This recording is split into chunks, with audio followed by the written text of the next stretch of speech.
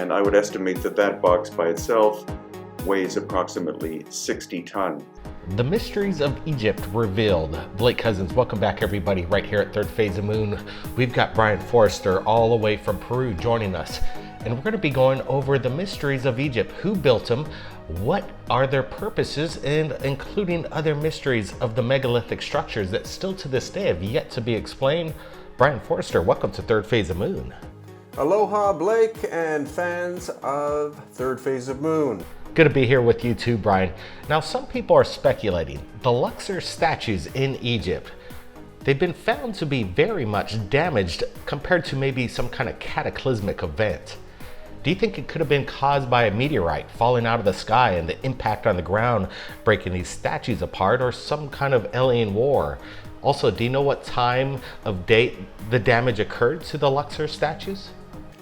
Yes, in the Luxor area, especially at Karnak and the Ramesseum and the Colossi of Memnon, which are all megalithic structures, we definitely see possible signs of plasma damage, as in plasma ejection from the sun, especially on the eastern surfaces of the stone. We see heat scorching, and this has been confirmed by our geologist Susan Moore.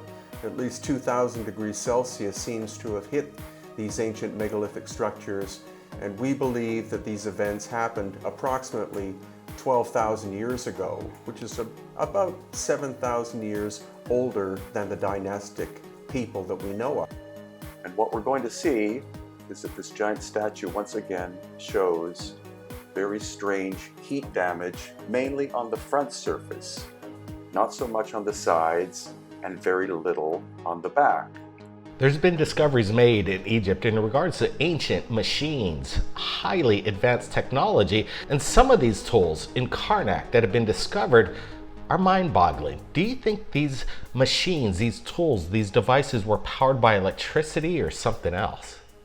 It seems quite obvious. Karnak and other locations in Egypt where we have megalithic construction out of hard stone such as granite, basalt, and also quartzite, and that makes up the core of the site of Karnak, that indeed, actually we do see tool marks, we see saw marks, we see drill holes, etc.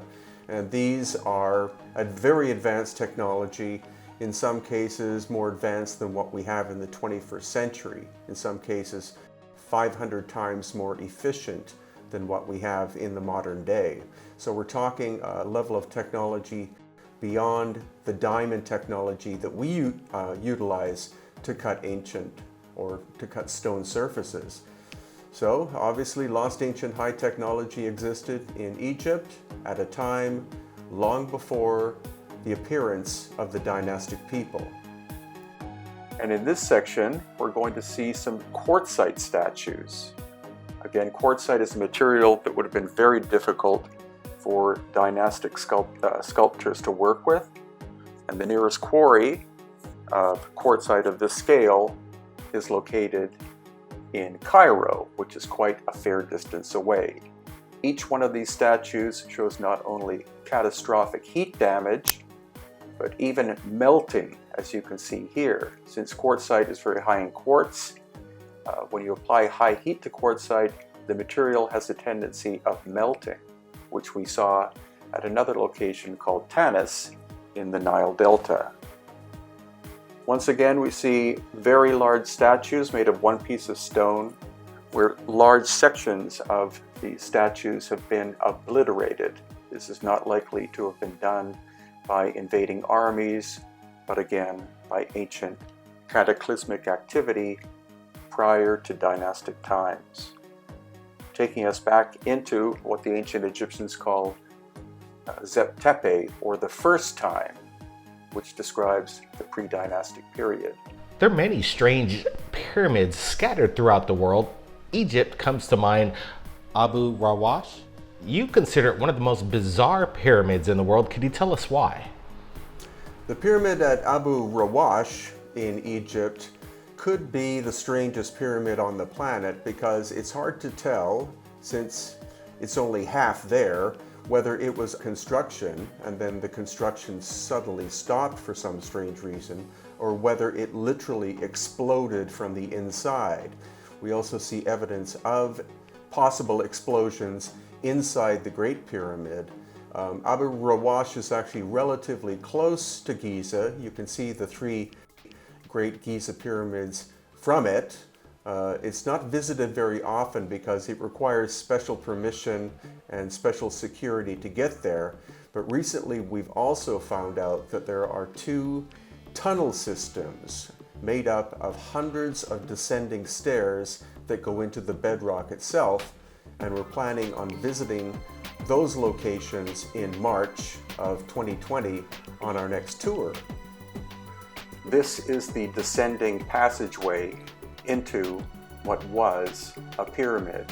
Again, look at the charring marks on the left and right hand sides. And here we are descending into the core of this ancient pyramidal structure. Once again, you see the charred marks of the stone, probably not a localized fire, but something far more extensive. And it's at other locations in Egypt, such as Karnak, that again we see these strange high heat scorching marks. Now this is the interior of the descending passageway. You can see it's a combination of limestone blocks and then also the bedrock itself. Unprecedented footage that we're looking right here, thanks to Brien Foerster's YouTube channel. And recently, you're on location within the Valley of the Kings, and the Egyptian authorities used to ban people from videotaping and taking pictures, but now we're able to see its true nature within. What did you take away from being within these massive tunnels, these passageways? Probably the amazing thing about the shafts and tunnels in the Valley of the Kings, and in fact the Valley of the Queens, is that they are so long. They are hundreds upon hundreds of feet long, carved into the limestone bedrock. There's no way that they could have been created using hand tools of any kind because they're almost laser straight. And again, it's the sheer volume of them. It's also believed that the tunnels of the Valley of the Queens and the Valley of the Kings interconnect. So that's a giant tunnel system in the bedrock in the Luxor area. And it's quite clear that the dynastic people found this series of tunnels and utilized in a very practical way as tombs, but they didn't. There's absolutely no way that that could have been technically possible for what was, in essence, a Bronze Age culture. And again, the great thing in recent times, places that were forbidden access to are now being opened, such as the Osiris shaft, which I will be making a video about, and the fact that you can film and take photographs inside the Valley of the Kings in these massive chamber systems, which is excellent, because what's the point in even visiting these if you're not allowed to take photos and video? And how far does this tunnel system go, is my question. We weren't given access to the entire system, but some of these are much more extensive than even what I have been able to film here, what you're looking at. There you see some soot on the ceiling, probably from dynastic or later times, from people living inside, or maybe tomb robbers being in there. Beautiful bright colors. Most of these colors are the original from dynastic times. They haven't been retouched, but they're still brilliant. Absolutely incredible, Brien. Now, let me ask you, are we just scratching the surface of Egypt? What lies beneath the sand dunes? Could there be possibilities of new discoveries like ancient alien tech or hidden treasures? What's your thoughts? The great thing that's going on in Egypt now, as recently as the last couple of years and is ongoing, is that rather than them closing ancient sites, which are enigmatic and mysterious, they're actually opening ones up that have never been opened to the public before, and that's just fantastic. For example, on the Giza Plateau, there's a site called the Osiris Shaft, which was opened 2 years ago. It costs $2,400 to rent it for 2 hours, but it's worth it if you have a group. And It's absolutely amazing. It consists of 3 levels. First, you take a ladder down 30 to 40 feet. This is in the bedrock. And then you're in a large chamber, and then you walk forward and go down a ladder that takes you 100 feet into the bedrock. And inside that area at the bottom, there are 6 small chambers, including 2 large stone boxes weighing somewhere in the region of 40 tons apiece. They have cataclysmic damage, as if something exploded from the inside out. And inside, mysterious, massive damage. Again, as if the interior of the box exploded. Very strange. This isn't simply tomb robbers going in and trying to extract material from the interior. There's some kind of chemical process went in here which is very weird. So again, looking up the ceiling, bits of splat, but not what I would call smoke or carbon material from a flame. Some other kind of strange phenomenon occurred here. And this box, supposedly the material is not granite, it's not basalt, it's not syenite, it's not diorite. It's a stone that is not found in Egypt. So weighing in at a minimum of 30 tons, where did this stone come from? How was it shaped? And how was it brought down the shaft system into this niche?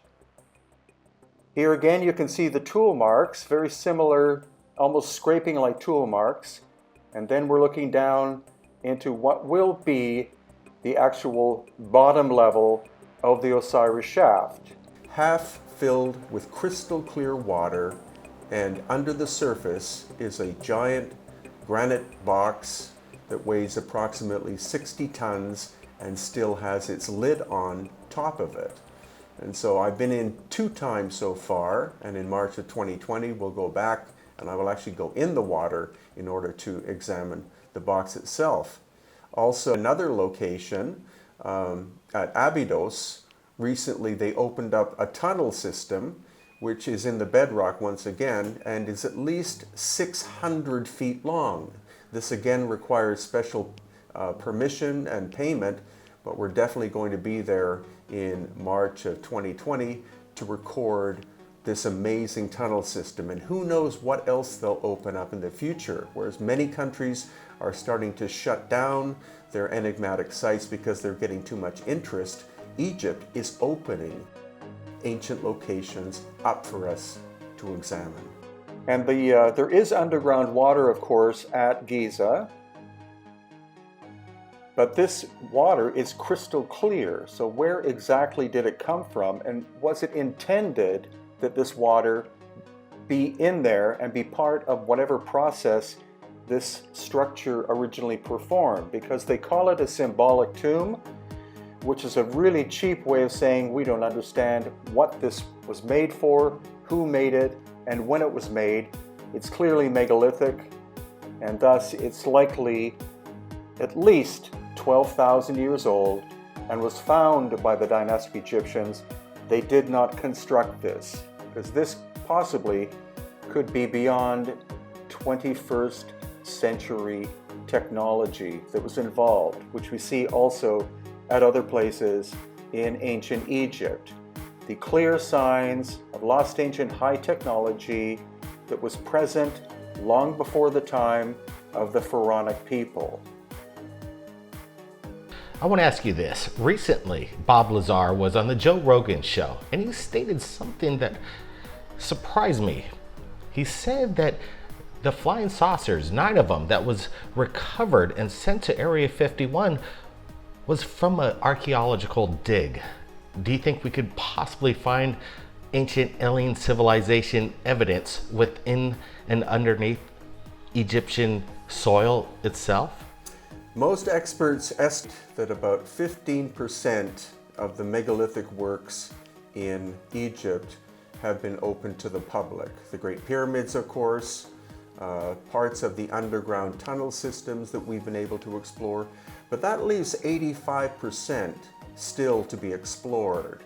And what I'm talking about is not structures that are buried under the sand, but structures built underground, shafts and tunnel systems that may go from the Giza Plateau area all the way to Karnak.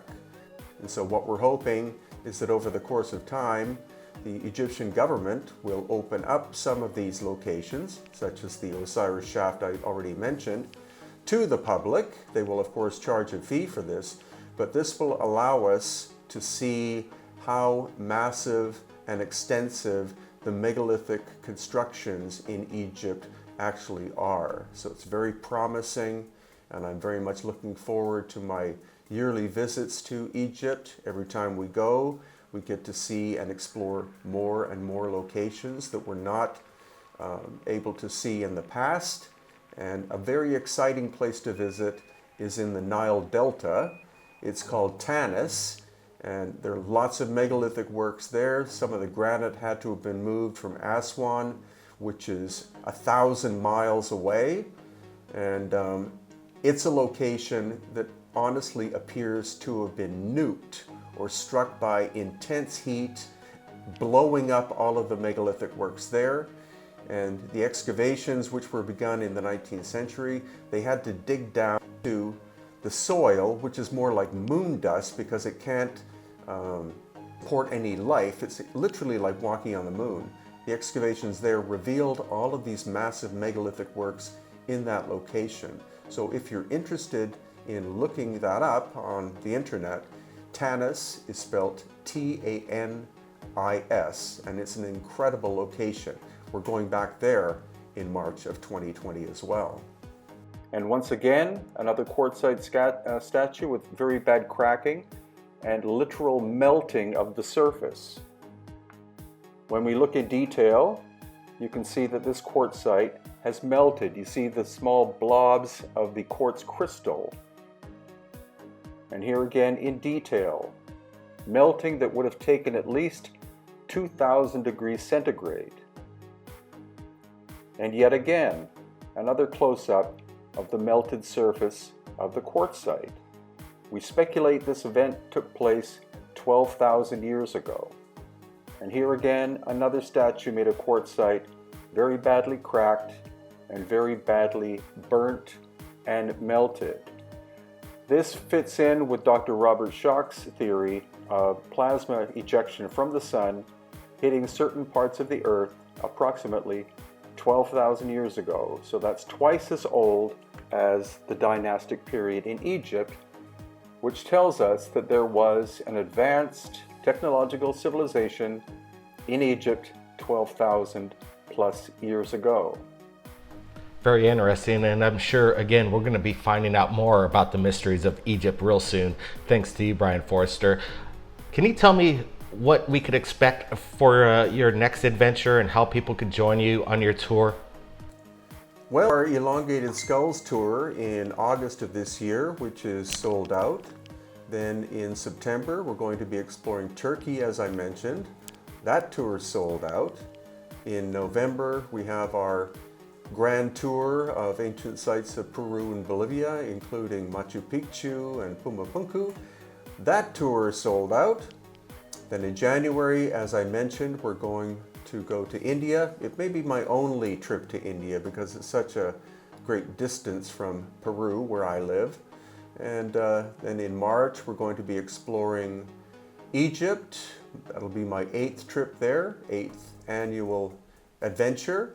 Right after that, we're going to be exploring megalithic aspects of Israel.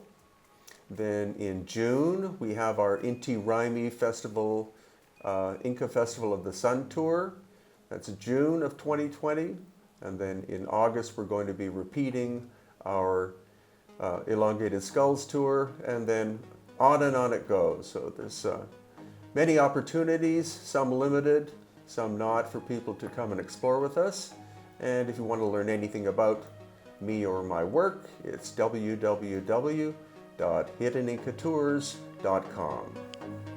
Thanks so much, Brien. Appreciate it. Now, if you want to take a look at Brien Foerster's channel, the link is below in the description. Make sure you subscribe to Brien's channel. He goes on the adventures of a lifetime, and you're more than welcome to join him. He offers incredible tours to explore the unexplained. Now, if you've captured something unexplainable in the skies, submit your video to us right here at Third Phase of Moon. My email is in the description. Upload your video to YouTube and copy paste it to my email. Everybody, keep your eyes on the skies. We're not alone. We'll see you again next time. Thanks again, Brien, for joining us.